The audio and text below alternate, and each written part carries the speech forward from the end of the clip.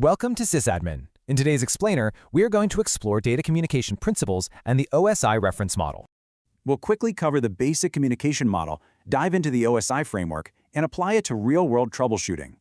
Data communication starts simple. A source generates data, and a transmitter sends it across a medium to a receiver. But what happens when manufacturers build incompatible hardware?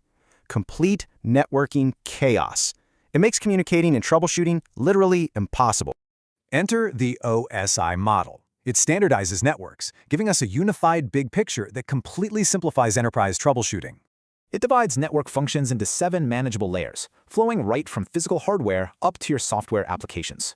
Need a fun way to memorize them bottom to top? Just remember, please do not throw sausage pizza away.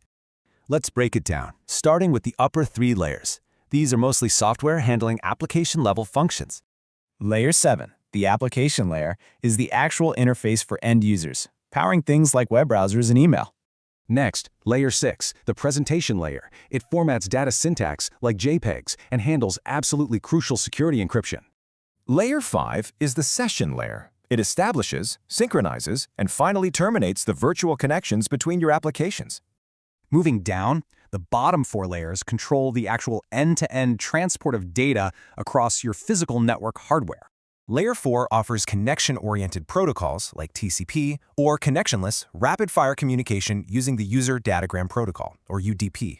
TCP ensures your data arrives intact. It segments it, sequences it, and sends acknowledgments to prevent network congestion.